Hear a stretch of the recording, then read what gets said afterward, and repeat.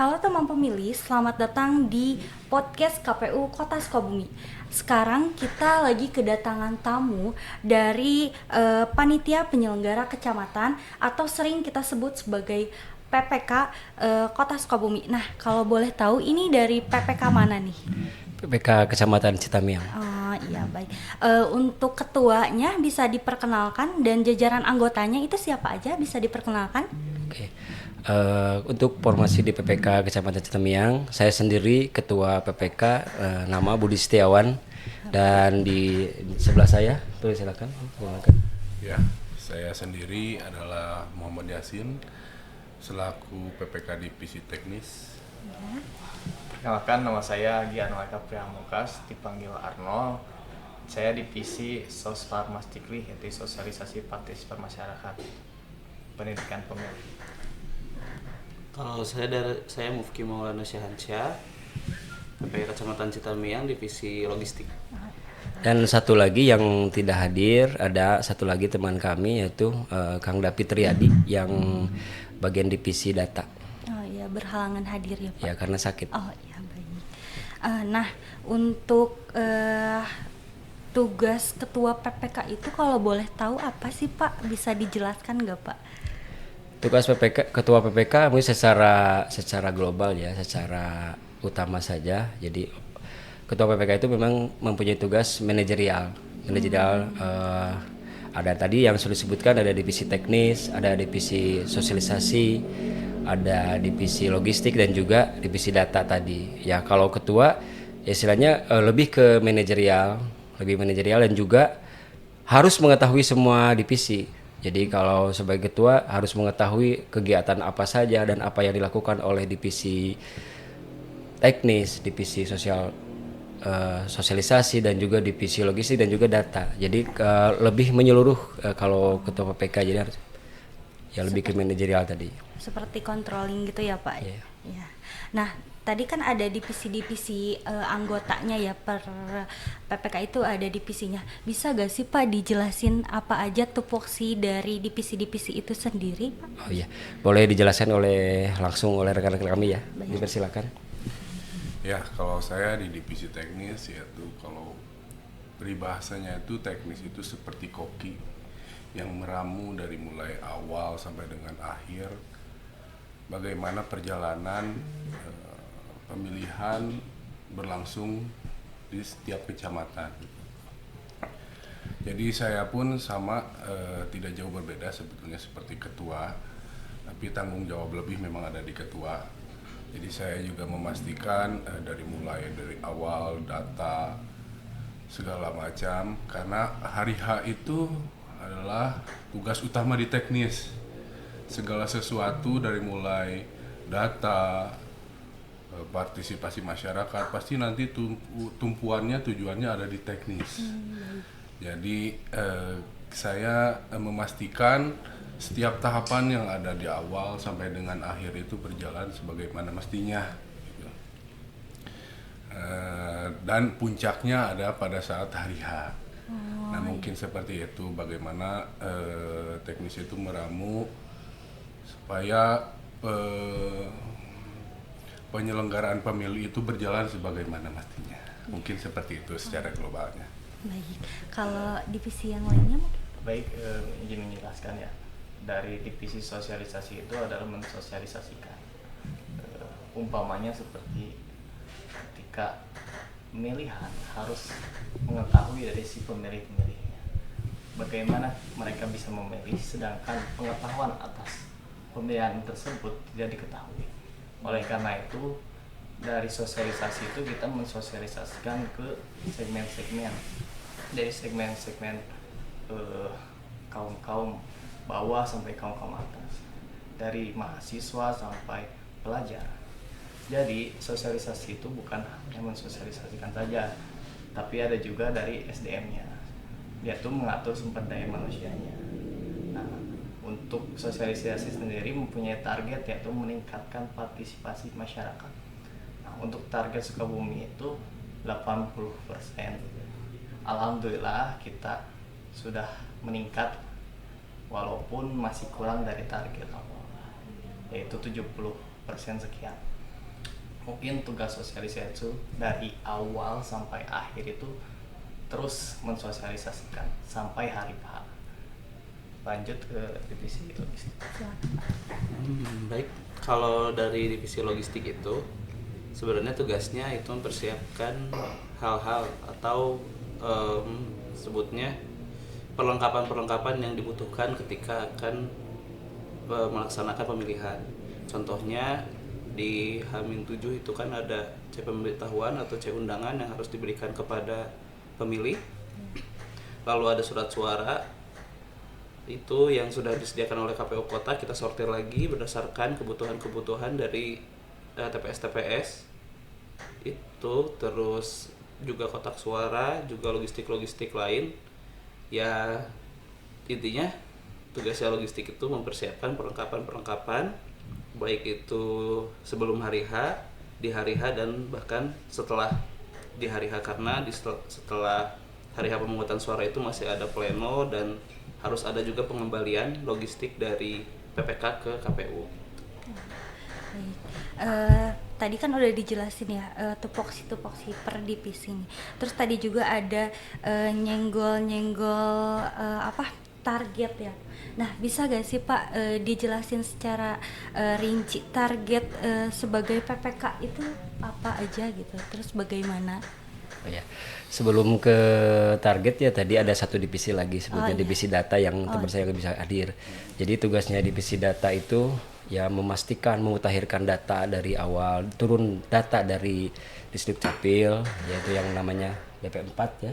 DP4 diolah oleh teman kami itu ya harus semuanya terfasilitasi yang hak pilihnya, yang berusia, yang diantara lain yang berusia 17 tahun dan mempunyai EKTP, dan yang belum 17 tahun tapi sudah pernah menikah ya dibuktikan dengan surat nikah berarti ya. Nah intinya tugas teman kami data itu ya memastikan seluruh yang mempunyai hak pilih itu terfasilitasi, termasuk yang mau pindah memilih itu harus difasilitasi ya, diolah dimutakhirkan sampai ya dari DPS, DPSHP sampai ke DPT. Dan juga ada lagi tugasnya ya tadi memfasilitasi yang pindah memilih seperti tadi. Itu aja sih secara globalnya. Kalau target ya target sebagai PPK ya intinya kalau secara garis besar ini mungkin nanti ada teman-teman saya yang menambahkan. Kalau secara umumnya semua PPK baik di Kecamatan Citamiang ataupun yang lain pasti mempunyai targetnya adalah mensukseskan jalannya pemilu ataupun pilkada. Jadi sukses dalam artian tidak ada ekses apapun, itu bentuk gugatan dan sebagainya. Jadi lancar dari segi teknisnya dan sebagainya. Pokoknya intinya sukses tanpa ekses. Ya mungkin bisa ditambahkan oleh teman-teman kami. Silakan yang mau menambahkan. Ya mungkin target kami juga salah satunya yang sudah tadi ketua sampaikan bahwa kita menyelenggarakan pemilihan itu berjalan sebagaimana mestinya, sesuai dengan prosedur, sesuai dengan peraturan, dan juga tanpa ekses, yaitu tanpa kendala-kendala yang akan bermunculan di hari berikutnya gitu. Yang kedua juga target kita adalah untuk menjadikan pemilih itu menjadi pemilih yang lebih cerdas, Iya, gitu. betul. Jadi bukan hanya orang itu datang ke TPS itu hanya untuk memilih saja, tapi juga beliau dibekali juga oleh pengetahuan yang nanti oleh divisi sosialisasi itu dibewarakan kepada masyarakat luas tentang misalkan tahapan-tahapan, cara mencoblos, dan juga pengetahuan lain seputar kepemiluan. Mungkin seperti itu Nih, kalau untuk alasan bapak-bapak PPK ini ingin jadi PPK itu apa sih Pak? Boleh dijawab oleh siapa aja sih ini? Boleh, Kang Arnold dulu mau menjawab. Silakan Kang Arnold. Boleh. Jadi tujuan kita menjadi PPK itu sebenarnya yang pertama kerja. Yang kedua itu kita mengabdi kepada negara, meningkatkan kualitas dari demokrasi. Dengan kualitas demokrasi yang baik, maka masyarakat pun mengetahui apa sih pemilihan itu, sedangkan apa yang dia pilih itu menentukan kebijakan-kebijakan di masa yang akan datang. Dengan hal itu, masyarakat pun akan terdampak oleh kebijakan-kebijakan dari apa yang dia pilih. Itu yang kedua. Mungkin yang ketiga bisa ditambahkan oleh rekan-rekan saya. Kalau dari saya pribadi sebenarnya alasannya ya jadi penyelenggara itu, yang pertama sebetulnya adalah yang mengenalkan gitu ya PPS. PPK itu saya dulu sebelum di PPK ini sempat di PPS dulu gitu. Dan ternyata alur kerja yang ada di KPU tuh menurut saya cukup apa ya namanya, menarik, membuat kecanduan lah gitu. Jadi seiring dengan berjalannya waktu, kemarin di pemilu, bahkan sekarang di pilkada, ya mungkin kalau misalnya nanti ada kesempatan lagi pun saya akan coba lagi menjadi penyelenggara karena emang seseru itu gitu menjadi penyelenggara. Jadi banyak teman juga mungkin. Ya, Dan juga ada tambahan penghasilan. Oh. Yang jelas. itu yang paling jelas. Baik. Untuk ada lagi? Udah. Nah, ada gak sih pengalaman menarik selama mengikuti PPK ini? Apa aja sih gitu, bisa diceritakan mungkin? Lanjut. Ya, kalau berbicara pengalaman menarik ya cukup banyak sebenarnya. Iya. Salah satunya kita kan ada KPPS di tingkat TPS. Nah itu kan selalu kalau di Citamiang itu ketika ada sudah terbentuknya KPPS, kita selalu roadshow, pergi ke tempat-tempat TPS untuk membimtek ulang atau memberikan pengetahuan sharing gitu terkait dengan kepemiluan. Itu yang kita selalu laksanakan ketika KPPS terbentuk gitu. Nah disitulah banyak momen-momen lucu gitu. Seperti halnya misalkan KPPS itu datangnya terlambat gitu. Terus teman-teman yang lainnya malah malah membuli gitu. Jadi tapi dalam kutip buliannya dengan hangat gitu ya, bukan berarti menjelek-jelekan seperti apa. Nah, momen-momen seperti itu yang memang menjadi apa ya, hal-hal yang mungkin tidak akan kita temui di tempat lain gitu. Ketika saya sedang menerangkan atau men-sharing, ada saja yang mungkin ada yang ngorok lah tiba-tiba ketika kita roadshow itu, atau mungkin ada yang mengajukan pertanyaan-pertanyaan aneh, lucu, seperti itulah. Banyak sepertinya kejadian-kejadian lucu yang mungkin terjadi selama proses dari awal sampai dengan akhir di kepemiluan itu. Nah, tapi saya juga mungkin nanti teman-teman lain juga menambahkan, dan juga ada salah satu misalkan ketika proses pencoklitan gitu kan, ada pemilih yang memang suka ya gitulah, random lah pertanyaan-pertanyaannya. Ketika Pantarlih itu akan mendata pemilih, data-data pemilih, malah pulang-pulang tuh ditanya, "Bapak ada bansosnya?" gitu kan. Kan itu adalah hal-hal yang memang kan KPU itu bukan akan membagikan hal-hal ataupun bantuan-bantuan kepada masyarakat, tapi di pemikiran masyarakat itu ketika ada yang mendata di masyarakat itu akan mendapatkan bansos. Nah, itu hal-hal seperti itu sih ya. Yang saya alami. Mungkin teman-teman yang lain juga ada. Silakan, ada yang mau menambahkan atau?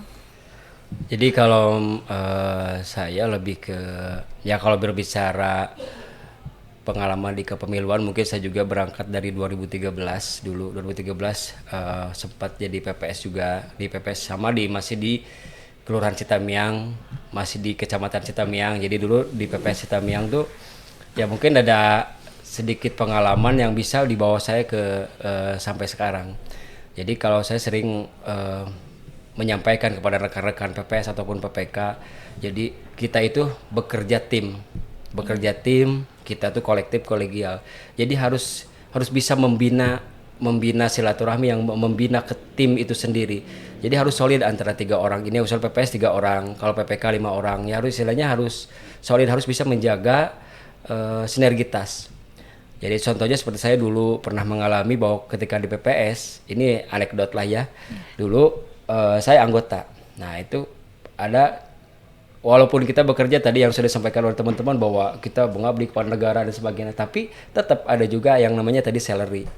Nah, kalau kita berbicara dengan anggaran, saya juga pernah mengalami, saya sebagai anggota, saya tidak tahu menau ada uang ATK dan sebagainya gitu. Ternyata di balik itu ada SPPD, ada ATK. Saya lurus aja. Waktu itu kan masih baru, saya kerja gitu. Ternyata di situ ketika mengatakan surat ada uang SPPD, ada ini, ada uang ATK. Ternyata saya waktu itu ya lebih tanda kutip saya tidak pernah dikasih begitu. Nah, tapi pengalaman tersebut itu bukan menjadi balasan dendam buat saya, tidak. Justru saya ketika saya naik ke PPK, alhamdulillah di 2018 juga saya dipercaya jadi ketua PPK.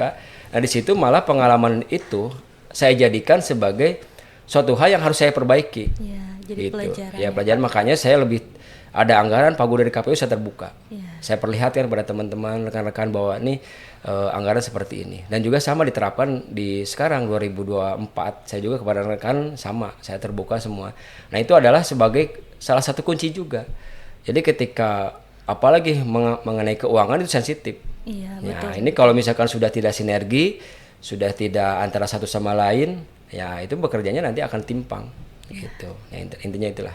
Kalau saya lebih ke arah sana. Nah, mungkin kalau berbicara teknis dan sebagainya, nah sama lah dengan teman-teman yang lain. Iya, benar-benar asik ya Pak, dijalanin dengan asik pekerjaannya. Nah, untuk selanjutnya hal apa sih yang memotivasi bapak-bapak PPK ini jadi ingin menjadi penyelenggara itu apa gitu? Ya. Kalau jadi penyelenggara itu ada suatu hal yang seperti apa ya? Jadi kecanduan tadi yang disampaikan oleh teman kami.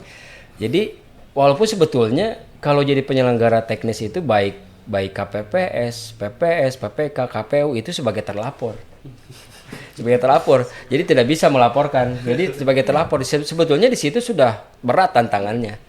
Tapi entah mengapa karena kita sudah terbiasa di sini di penyelenggara, enjoy dalam artian seperti itu suka ada panggilan gitu, ada panggilan bahwa saya harus ikutan lagi gitu. Keseruan itu harus saya jalani lagi gitu. Jadi bukan hal yang mendorong utama tadi. Memang saya bilang bahwa ada salary di situ ya. Tapi di balik itu kalau misalkan kita berbicara salary, ya ini terus terang saja masih jauh kalau ada harapannya misalkan kita dibandingkan dengan yang lain anggarannya dan sebagainya lebih besar di yang lain gitu. Tapi kita ya tadi panggilan alam lah semacam gitu. Jadi kita tuh ada terpanggil terus untuk menjadi penyelenggara walaupun luar biasa. Luar biasa yang kita alami nih teman-teman saya juga nih yang sudah mengalami kemarin di pemilu luar biasa. Tantangannya begitu berat, peloncoannya begitu berat, tapi tidak bosan, jadi tidak menyurutkan kami sebagai pejuang demokrasi ya, gitu. Betul. Tidak ada teman yang lain bisa menyampaikan. Dapat ada yang mau menambahkan? Malu-malu. Mungkin kalau misalnya motivasi itu ya yang pastinya tujuannya gitu ya. Kalau ketika mungkin mendaftar motivasinya ingin jadi PPK dulu. Nah, ketika sudah menjadi PPK, motivasi kita ya ingin jadi yang istilahnya gimana ya? PPK itu kan ruang lingkup kerjanya tingkat kecamatan.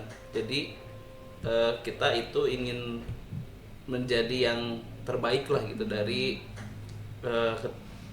sebagai penyelenggara itu dari ya ruang lingkupnya mungkin sekota dulu aja gitu. Dari sekota Sukabumi nih kita di PPK Citamia ingin jadi yang terbaik, jadi termotivasi lah untuk melakukan mungkin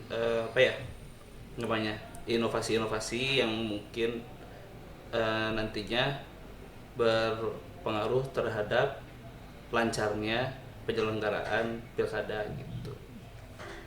Baik, ada yang mau menambahkan atau sudah cukup? Hampir sama sih sebenarnya kayak gitu. Ya, Lebih ke panggilan alam tadi. panggilan alam.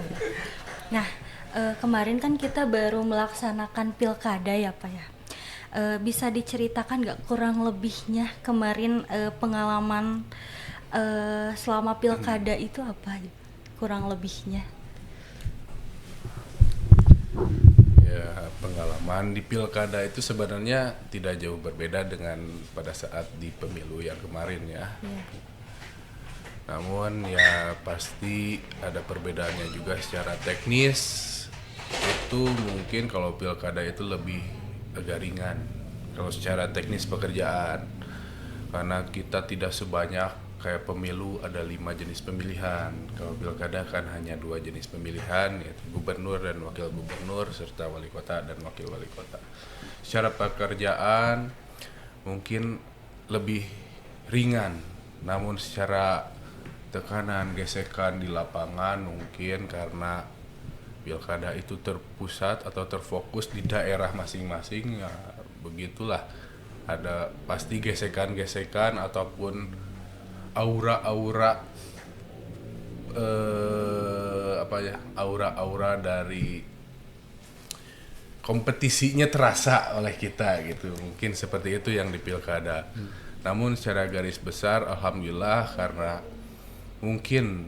karena saya baru menjadi PPK gitu kan di pemilu kemarin sampai dengan yang sekarang yang pilkada, ada pengalaman-pengalaman yang bisa saya ambil dari pemilu gitu.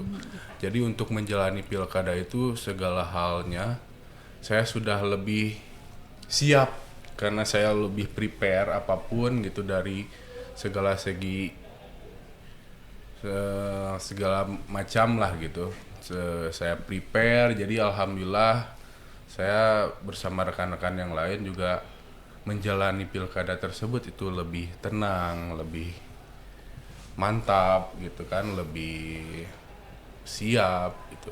Dan alhamdulillah setelah selesainya pilkada itu, khususnya Kota Sukabumi kan tidak ada permasalahan apapun, alhamdulillahnya seperti itu. Mungkin itu dari saya.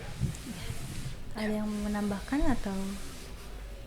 Kalau dari saya mungkin kemarin pengalaman pribadi kali ya. Ya. Jadi hektik lah gitu ketika hari H tanggal 27 November gitu waktunya pemilihan, sedangkan kita di PPK itu harus monitoring ya, apalagi saya di divisi logistik itu harus memastikan bahwa logistik yang diterima oleh rekan-rekan KPPS itu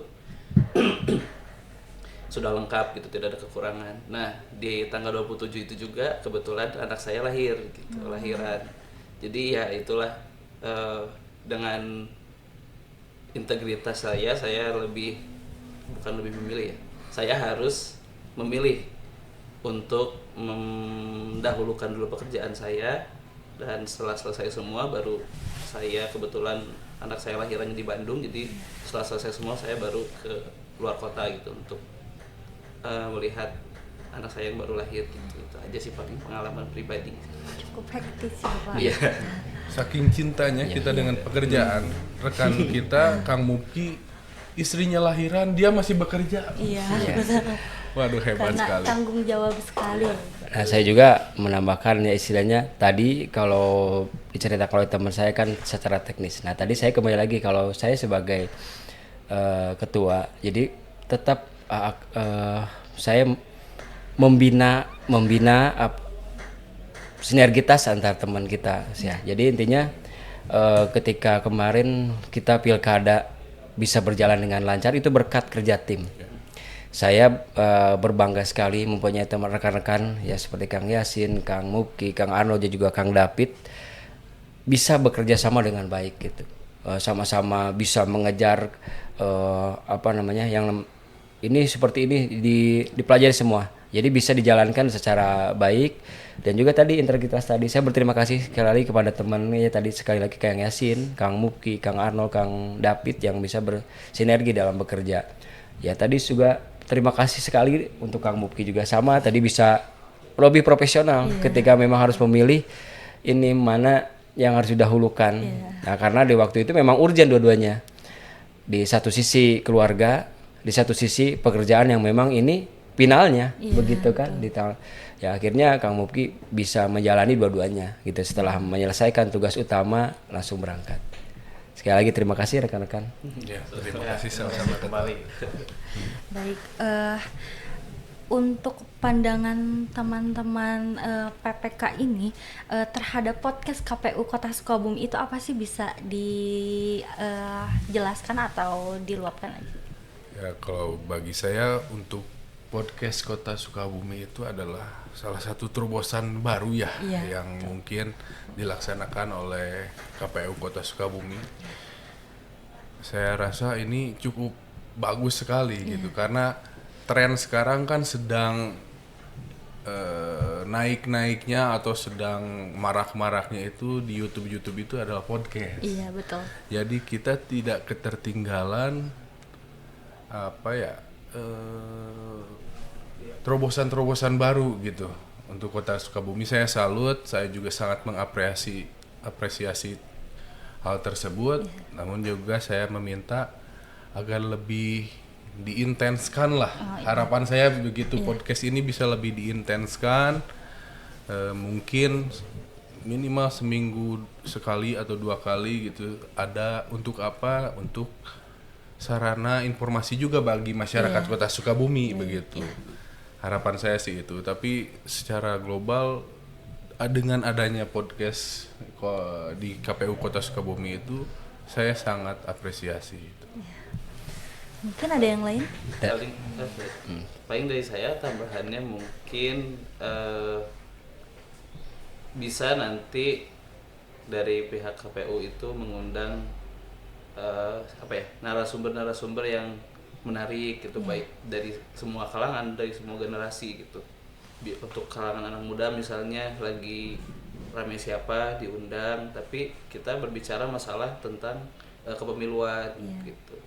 Paling itu aja sih, lebih ke undangannya nanti, undang tamu-tamu yang menarik masyarakat untuk melihat nanti podcast ini seperti apa gitu. Mungkin ada yang lain? Mungkin harapannya juga satu lagi, mungkin kita kan sebagai ad hoc ya, ad hoc yang sebentar lagi juga akan selesai kontraknya. Nah mungkin harapannya dengan podcast ini yang tadi sudah sampaikan oleh teman saya, bahwa apresiasi yang setinggi-tingginya lah, bagus ada podcast ini sebagai terobosan baru, dan juga mungkin bisa harapannya menjadi jembatan silaturahmi juga. Jadi setelah mungkin ad hoc kita PPK sudah selesai kontrak, tapi masih tetap diundang lah gitunya, diundang sebagai keluarga besar KPU Kota Sukabumi. Itu saja sih mungkin harapannya. Baik, terima kasih kepada Bapak-bapak PPK. Kami simpan pendapat-pendapat dan saran-sarannya. Semoga kedepannya podcast ini bisa lebih baik lagi.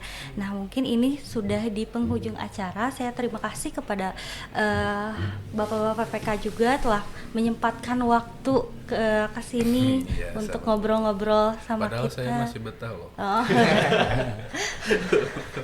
Masih betah ngobrol. Iya, Mas, nanti kita mungkin ada waktu lagi untuk ngobrol-ngobrol seperti ini. Mungkin kita cukup sampai di sini aja. Untuk teman pemilih, terima kasih sudah menonton dan sampai bertemu lagi di podcast selanjutnya. Oke, terima kasih.